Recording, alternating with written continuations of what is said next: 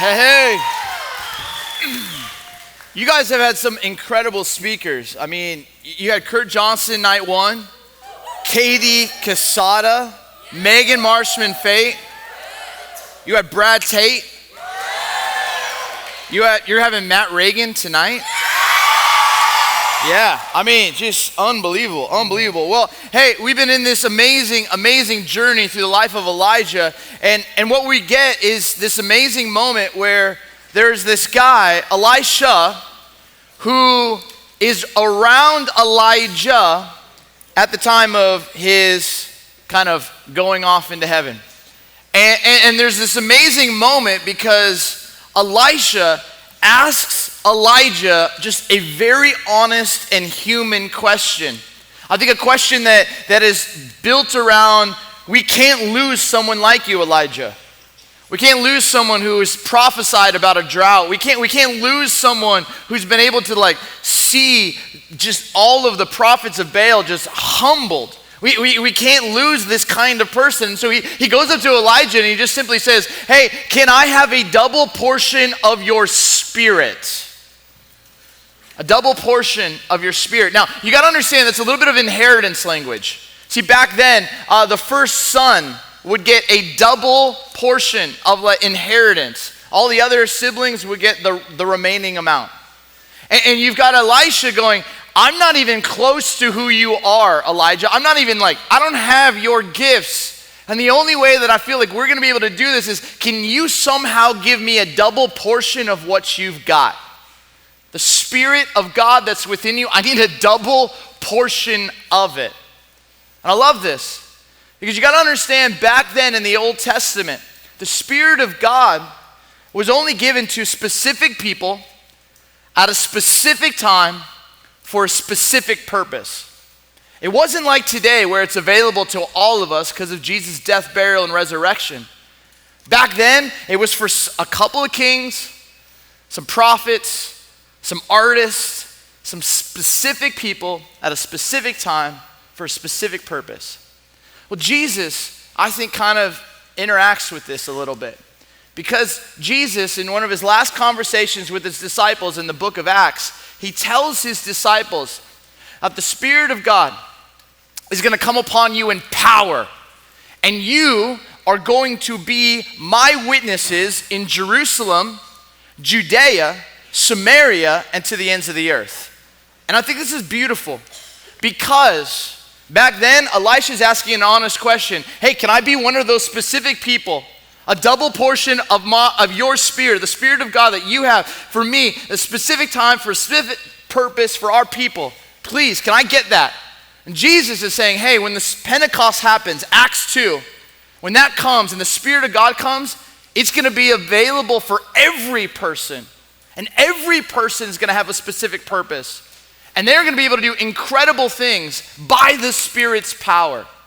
And so I've been wrestling a lot with this. Because I need you to understand that for many of us, we see the Trinity as Father, Son, and Holy Bible. And for many of us, we don't know much about the Holy Spirit. But the more that you flip through the scriptures, you begin to realize that the Trinity is the Father, the Son, and the Holy Spirit. And the Spirit of God wants to come upon you in power so that you can experience more and more of what God has in store for you. And so, if you imagine being a first century disciple and you hear Jesus speak these words, the Spirit of God is going to come upon you in power, and you are going to be my witnesses in Jerusalem, Judea, Samaria, and to the ends of the earth. I wonder, how would they have heard it? So you got to understand, Jerusalem was their familiar.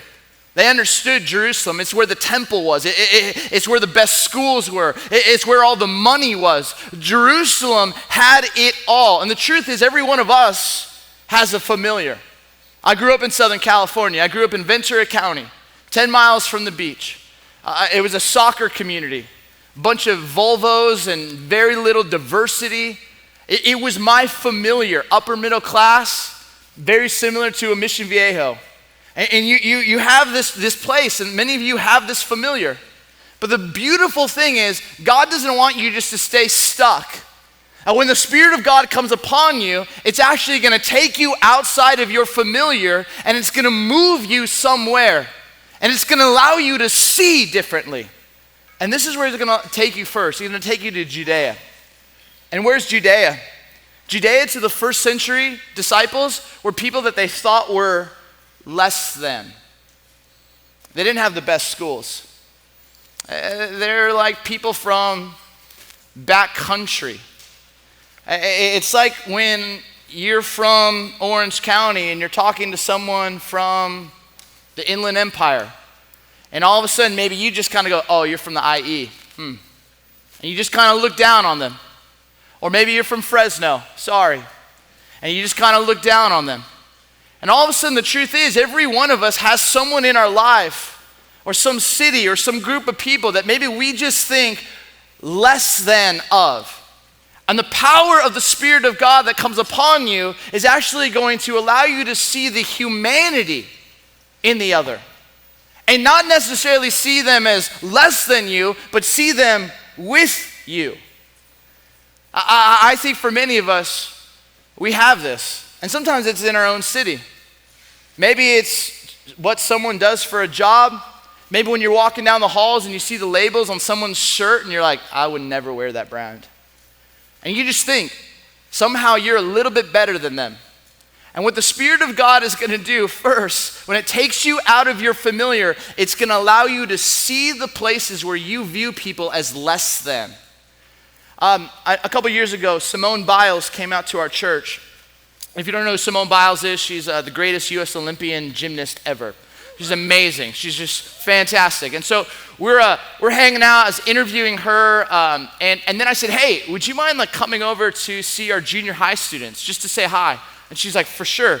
And so she's walking over there, and then like her people come and talk to me, and they're like, hey, Simone's got to catch a flight. She only can be on stage for 5 minutes. I was like, for sure, that's no problem. That's great. She can't miss this flight because she's going to Dances with the Stars. And I was like, cool, okay, great. Yeah, totally, it's big deal, big deal. So all of a sudden, I'm there, we're introducing her, she's like talking, and then as she's like kind of talking, all these junior high people are just losing their ever-loving minds. And then there is this 7th grade girl in the second row seated about right here. And I can see Simone talking and she's beginning to pan over. And there's this 7th grade girl named Jess and she's yelling, Simone! Simone! And everyone's like just screaming for Simone. And I look at Jess and Jess has a bag of medals. And Jess is going, Simone, I got medals too. Simone, I got medals too. And Jess, I know her family. She has Down syndrome. And she was holding all of her Special Olympics gold medals. And in this moment, I'm watching her scream at her like favorite athlete, I got medals too. And I'm thinking, oh no, because Simone's probably gonna just big time her. Like, oh hey, that's cute, and just keep going and talk and then get in a plane and fly to Dances with the Stars. And I just had this sense, like, man, like it's just so easy to like feel like we're more important and just to miss moments. And the most beautiful thing happened is as Simone began to like kind of see her, you just saw the humanity. It's like the Spirit of God came upon her in power and she just got off the stage and walked straight to this little girl and sat with her as Jess went through every one of her like 87 medals that she had won. And I'm sitting here freaking out going, you just lost Dances with the Stars. You just lost. And these people are going to be so angry at me.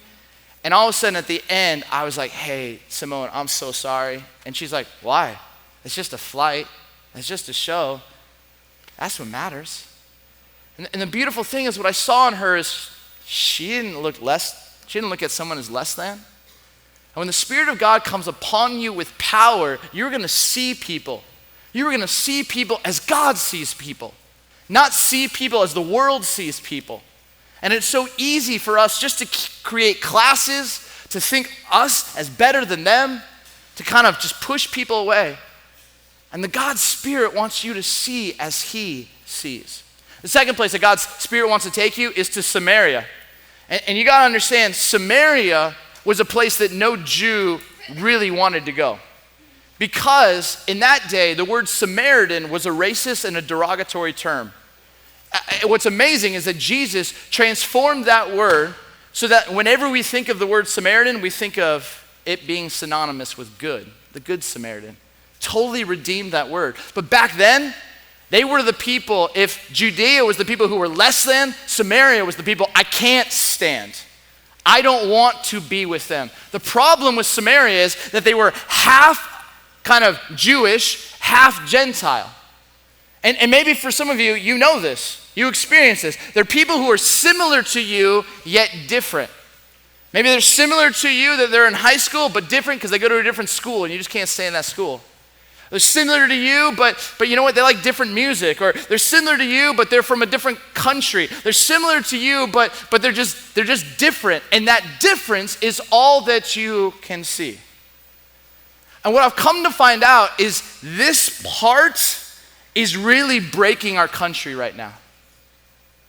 And literally, I've come to see that our desire I can't stand the Samaritans is that the Spirit of God wants to come and do something within us. And I think he wants to heal us. Because for many of us, our inability to go to those Samaritans, to those people, is typically based around fear, some kind of wound that we've experienced, or we've been taught to hate. And Dr. Martin Luther King Jr. says, if you've been taught to hate, you can be taught to love. So biblical and beautiful. And I think that for some of us, we just have some people in our life that we're like, I just can't stand them. And it's based around either a fear, either a wound, or some experience that we have been taught that they're not okay or they're not good. And we've failed to see the image of God in them. What's amazing is I lived in Chicago for 7 years. And Chicago has potholes everywhere. They're just everywhere. And what's so amazing to me is, as I started realizing this, is that in one 100-day span, the city of Chicago filled in, I believe, 190,000 potholes. They're just going through the city, filling in potholes. And the crazy piece about it is, when they come to a pothole, it's just caused by water freezing and expanding. You don't even know how good you have it here in Southern California. It is so cold in Chicago, you can't feel your spleen. It burns. And you're just walking and your eyes will start to water. It will freeze to your face. It is so cold in Chicago. Don't ever go, but it is the coolest city. Now, here's the thing. There are some times when you see a pothole and it's not caused by inclement weather. It's actually something's happening underneath. And literally in 2017, they didn't deal with the pothole correctly and that pothole became a sinkhole. And the 72-year-old man was driving and sank 2 stories. He was totally fine with the hospital for a few days, but I began to realize every one of us has potholes. And sure, there's moments where grace can kind of just fill that. As we get into God's word, we go to church and a part of HSM, God can heal us. But there are other moments that there is something happening underneath, whether through experience, whether by fear, whether by what we've been taught, that if we don't deal with and we don't allow the Spirit to make us whole, we are going to create a sinkhole that's going to affect somebody else. And I'm seeing this. I'm seeing this online. I'm seeing this in our country. I'm seeing this in our schools. And all of a sudden, there are people that were like, I can't stand them. I will never talk to them. I was talking to this amazing 17-year-old woman this week, and she was just talking about God, what God's been teaching her, and she hasn't had the easiest life. But what I saw in her was that she didn't have people that she thought was less than, and she didn't have people in her life that she can't stand, and her heart was for the people who are on the fringe. And you know what I saw? I saw the Spirit of God coming upon her in power. Are there people that you won't go to in your school? Are there people that you won't engage with in a conversation in your neighborhood? Are there people that you look at in your city and you're like, can't do it, can't talk to them? And when you begin to live like that, you begin to limit the Spirit's power in your life. And what ends up happening is you stay back in Jerusalem, your own personal familiar.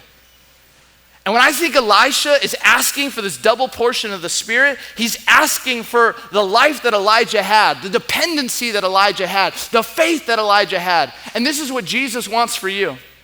The kind of Spirit's power to see as God sees. The kind of Spirit's power that can heal those potholes within you so that you can be the most whole and holy and spiritually healthy person that God has made you to be. But it doesn't stop there. He doesn't want to just take you from the familiar to Judea with the people that you think are less than, or to Samaria, the people you can't stand. He wants to also take you to the ends of the earth. And for this, the first century disciples, these are the people they had no desire to understand. I don't want to know about that.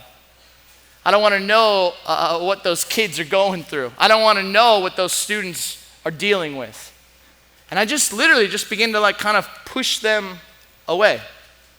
And I just stay in the bubble of what I know and experience here in my city. And what I've come to realize is the Spirit of God, man, wants to help you see as God sees, wants to make you whole as God is whole, but he also wants to guide you. He wants to guide you to places that feel wildly outside your comfort zone. Last week I was in Santa Cruz and I took my son, and the South Swell came in, and if you've ever been to Santa Cruz, it's an amazing city. They've got incredible waves at a place called Steamer Lane. And right before Steamer Lane, it's called the Hook. And all of a sudden, the South Swell comes in, and you got to get there early to get positioned. And I brought my son, and he surfed a little bit, but I didn't want to just bring him and just kind of paddle out because I thought he would get rocked. And so I brought my friend Danny, and Danny is an amazing surf instructor. I mean, he's just fantastic. The guy is he will jump off cliffs so he doesn't have to paddle out in the big waves. He'll just jump off a cliff and then be right there where it breaks at Steamer Lane. And I just told Emerson, I said, hey, man, 11-year-old, I just looked at him, I said, hey, man, Danny's your guide. And you don't know Danny. You know me, you don't know Danny, but I'm telling you, E, that's what I call him, Emerson E. I said, you just got to trust your guide. Wherever you go, stay close to Danny. Stay close to Danny. Listen to Danny. And you're going to have moments where you're going to go, can I trust Danny? I'm telling you, you got to trust Danny. He knows. This is his home break. He knows this better than you. And your mind's going to tell you, I can't surf this. But if Danny tells you that you can surf it, trust him. And so all of a sudden we go out there and there's these 4 or 5 foot waves that just seem huge to Emerson. And he's out there. And there's Danny right beside him. And Danny's just talking in his ear. All right, man, see this? See this wave? Okay, here it comes, here it comes, here it comes. All right, you're going to paddle, pop, ride. Paddle, pop, ride. And all of a sudden, I'm kind of far away. And the dad in me is like, should I step in? Should I step in? Should I save? Should I rescue? Just let him trust his guide. He's got to learn how to trust the guide. And little by little, all of a sudden, I see Emerson paddle, push, pop, and then he gets up and he rides. And all of these Santa Cruz surfers are like, yes! And we started cheering. And Emerson's face was like, oh my goodness, I could do it. And then he had a couple where he fell. But there was Danny, his guide, right beside him. Got back up, tried it again. And he had 4 or 5 really, really good rides. And as we were walking up the stairs back up to the cliff, I looked at him and said, man, you had 4 or 5 incredible rides. How did it happen? And he said, I trusted my guide. I trusted Danny like you told me to. And I said, Emerson, if you can learn to trust Danny, I'm telling you, you've got the Holy Spirit within you. And if you can begin to learn that voice, it's the same principle. He is with you. He is for you. He's going to help you see as God sees. He's going to make you whole as God is whole. And he's going to guide you to where God needs you and wants you. And the truth is, for many of us, we're just going through our days. And most of us are driven by fear. That's the loudest voice. Or trying to make everybody happy. And I kid you not, I told a story a couple days ago about being in Bujumbura, and I know it probably sounded so wild to some of you, but the truth is, when you begin to trust the voice of God, he will send you into faith adventures and only God moments that you can't even make up. It is so wild, so beautiful, so profound, and it's for you. And the question becomes, do you want to see as God sees? Do you want to be whole as God is whole and be in this process of healing and wholeness? Do you want to let him guide you to where he wants to take you and where he needs you? Or you can choose to stay put in the familiar and miss out on all that God has for you. And I love what Jason, your pastor, said.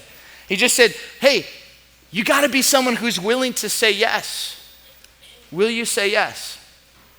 What's even wilder is when you get to the end of the Bible, Revelation 21 and 22, if you read it, it talks about a new city, and that new city is called a New Jerusalem. And it's where there's no pain, no death, no rape, no addiction, no struggle, no cancer. This is everything that it's gonna be for eternity. And the scriptures teach us in the book of Revelation that every tongue, tribe, and nation will be there.